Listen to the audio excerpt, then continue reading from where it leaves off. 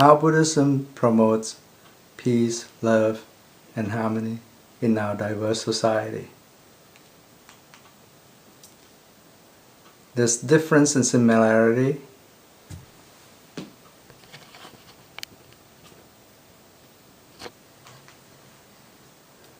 In year 2000,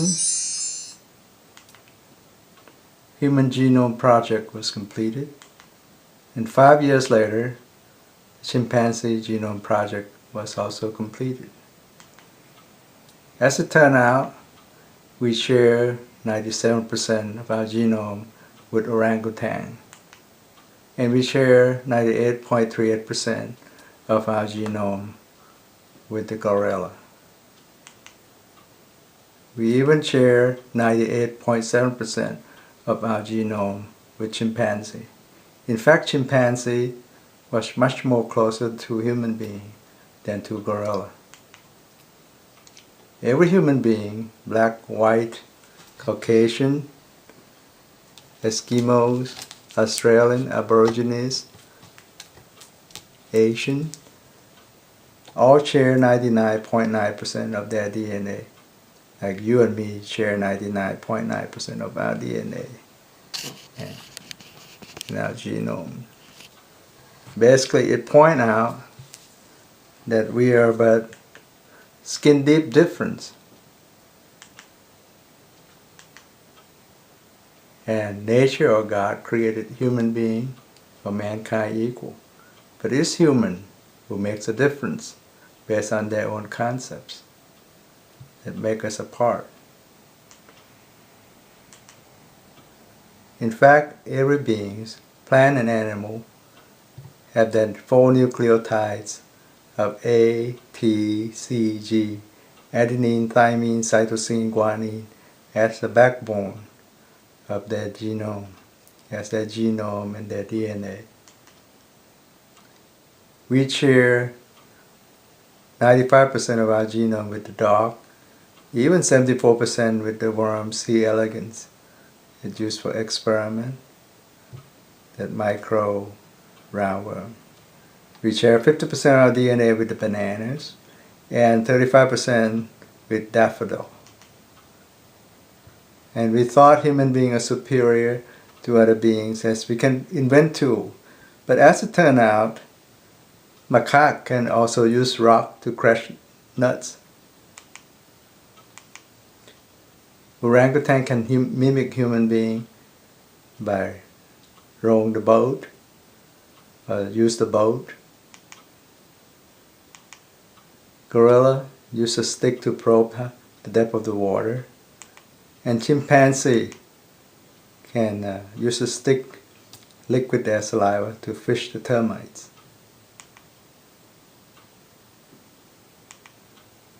Human being built concrete jungle surrounding the real forest, like a Central Park here. We also know how to tear it down at the 9/11/2001 incident, using the plane to crash into the World Trade Center, resulting in almost 3,000 deaths. 400 of them were Muslims as well.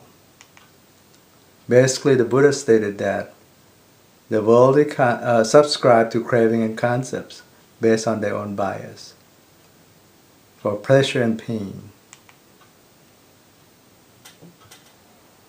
All beings are but companions of birth, aging, sickness, and death, with no exception. Basically, the Buddha discovered through his enlightenment the 4 ultimate truths, or the 4 noble truths, and sometimes it's called dependent arising.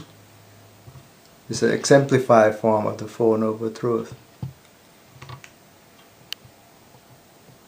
He discovered through his enlightenment that these 4 ultimate truths about 1, suffering, result from my reaching outward with clinging to self-concepts, and 2, cause of suffering, caused by my reaching outwards with desire, like and dislike.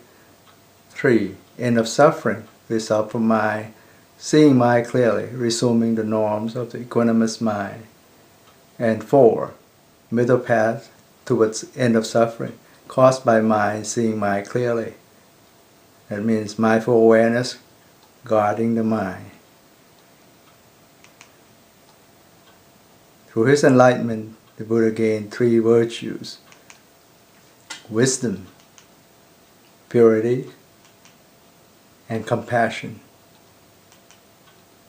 In fact, he couldn't help himself in trying to help others because he went through all the suffering and wanted to help them with universal love, unconditional love. Try to help them to free themselves from suffering, liberate themselves from suffering. He's even stated that there's no other happiness beyond nirvana, the ultimate peace and happiness. And this is a third noble truth, or nirodha, the end of suffering. In fact, the Buddha sees a being or a person, but the 5 aggregates, a combination, a group of existence of clinging as self. Basically, these 5 aggregates are suffering. They are form, a body, the physical aspect, feeling, perception, thought formation, or mental impulse, and consciousness. Consciousness is incorporeal, formless, travel afar, solitary, incorporeal, travel afar in the thoughts and reside in this cave, this cavern, this cavity of our body. Anyone can control the mind. It's conducive to happiness. So, mind is formless, but we can trace it or track it down through the feeling, perception, and thought formation, which are mental activities. It leaves trace or track behind. Basically, these 5 aggregates are but unstable, unbearable, uncontrollable, but we cling to it with this self-image hologram that we generate in the act of knowing. It's a self-image hologram which is not truly there, but it's there. It's there, but not there.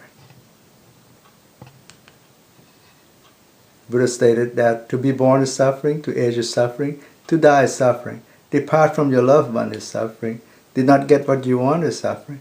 Got what you do not want is suffering. Physical and mental ailment are suffering. Sorrow, lamentation, grief, and despair are suffering. In short, he said, the 5 aggregates of clinging to the self-concept are suffering. This is the first noble truth, or ultimate truth, as it literally means. There are but 3 universal marks of existence. If you cling to it, you suffer, because they are impermanent, they are imperfect, and selfless in nature, and not self. No true permanent self existing.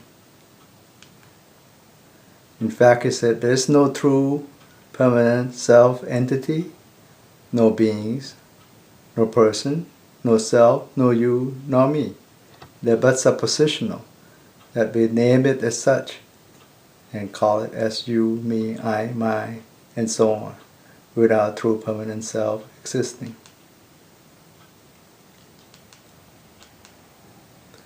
It's been over 100 years that neuroscientists try to search for the location or any place in the brain where self is located, but haven't found yet, because it's generated in the act of knowing. In fact, Professor Damasio stated that in the act of encountering an object, the brain also generates sense of self in the act of knowing. He was the head of neurology at University of Iowa, and now at UC San Diego. Neuroscientists also found something profound called mirror neurons. When you see a picture of a lady smiling, you can't help yourself by smiling at her. And it lit up your brain in the frontal area.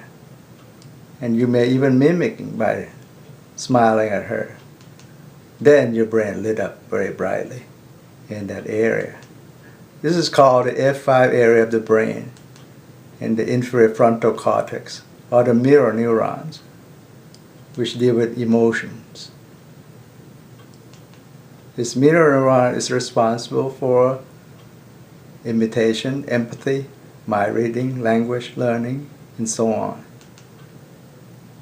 It's a basic ground for sensual desire when you greet with someone you love, your loved one, or like when your team won the games, or dislike when you encounter something sad, losing someone you love, or watching sad movies, or agony, empathy, like someone full-handed and carry objects. You couldn't help but open the door for him or help him out.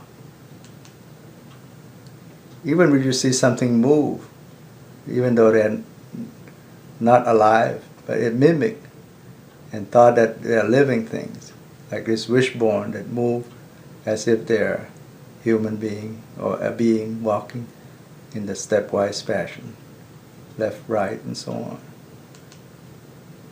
So mirror neuron is responsible in imitating another area like socialization, dancing, culture, humor, laughing, and so on. They deal with sensual desire, like and dislike, which are basically based on our own bias. Bias in greed and desire, bias because of our hatred and anger, bias because of our delusion or ego, bias because of our fear. And this basically are craving, with sensual desire, like and dislike. They are the cause of suffering, the second noble truth, the ultimate truth the Buddha discovered. He also emphasized on empathy. Human beings have this mirror neuron that help us to help with empathy when people are in agony. Empathy or sympathy, the Buddha described as a selfless phenomenon, and not self. You try to help them be altruistic. And he emphasized it, exemplifying in what is called holy abidings. The four holy abidings of virtue of divinity, of loving kindness, compassion or universal love, unconditional love, sympathetic joy, equanimity. Like this old master, see the Buddha nature in this young novice.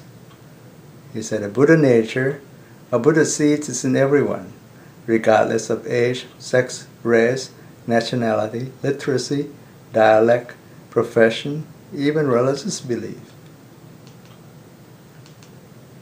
Buddha taught us the middle path, the middle way, not to cling to the two extremes.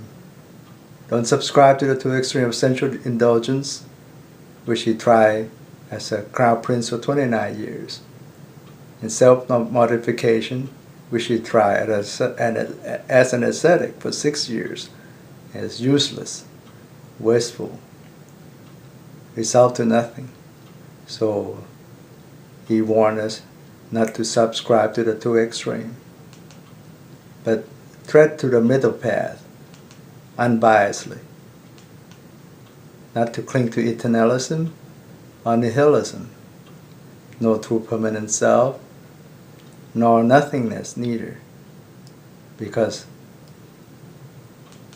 you're not clinging to idealism or materialism, which are the two extremes. And you also avoid like and dislike, but stay in the middle path, unbiasedly. As things occur or appears due to dependent arising, dependent origination, they cause and effect that result into such existing phenomenon, because this previous cause caused it to arise, and in itself would become the cause for the next thing to arise, become cause and effect, like a 12 linking chain, from ignorance, not knowing the truth, causing mental impulse, cause consciousness that's biased, it causes self-image hologram, nama rupa, the form of the thoughts, Six sense sphere become biased. Eye, ear, nose, tongue, body, and mind become biased. It has feeling, which is corrupted. Contact and feeling, corrupted. And craving, clinging, and becoming. Birth into the thoughts. And then grief, sorrow, lamentation. Ripening of the thoughts when you didn't get what you want. Cause grief, sorrow, lamentation, and suffering. These are the wheel of life, wheel of thoughts that make us suffer. They are interdependence. If you can break the chain, then cause of suffering also cease. They basically, every phenomenon in the universe are basically the three universal marks of existence: impermanence, imperfection, and selfless in nature. These are the fourth noble truth, the middle path that he wants us to tread. Be unbiased, not to cling to the two extremes. On Makapusha Day, 2,599 years ago, on the full moon of the third lunar month, 9 months after his enlightenment, the Buddha laid down guidelines and foundations of Buddhism. On the second part of the sutra, he stated the three fundamental principles of Buddhism. One, to avoid doing bad deeds. This is done through morality, observe moral codes, such as refrain from killing, refrain from stealing, refrain from sexual misconduct, refrain from lying, and refrain from intoxicants like drug and alcohol. Two, to do good deeds, doing things that are meritorious, or doing things skillful, including meditation, mental concentration. All of this require mindfulness and self-awareness, implementing, including the third one, purify one's mind through insight meditation. Or in brief, these are morality, mental concentration, and wisdom. Again, a steady mind and wisdom. These form the core of Buddhism. See your own thoughts, sneaky thoughts, and free yourself from the sneaky thoughts. Resume to a norm of the mind, unbiasedly, equanimous mind. He also laid out the guidelines for peace. On the first part of this sutra, he stated that ideal goal of life is nirvana, the ultimate peace and happiness. These are the Patimokkha Sutra. He also stated that the true strength is based on tolerance, or khanti. Priest who kills or harm others is not a peacemaker, because peacemaker is supposed to be compassionate and willing to help other beings. And the third part of the sutra, he stated that he laid out guidelines for peacemaker, not to harm others verbally, not to harm others physically, discipline oneself by observing the moral codes, such as mentioned in the 5 precepts. The monks would observe 227 precepts, novices would observe 10 precepts, and so on. Be moderate in consumption and dwell in peaceful environment, so you can learn to practice your mind development, and with insight meditation. And finally, train oneself to be to a deeper understanding of inner peace and gain insight wisdom.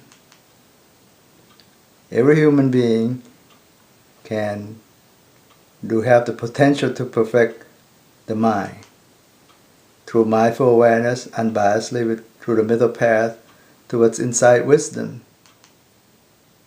He stated that all beings have Buddha nature, or Buddha seed, within themselves. All beings are similar to the Buddha, Tathagata, one who knows thusness. All beings are the Buddhas, Tathagata. With such guidelines, everyone can become a peacemaker, living in harmony, and together we can definitely make world peace materialize and long-lasting. May peace be with you all. Thank you.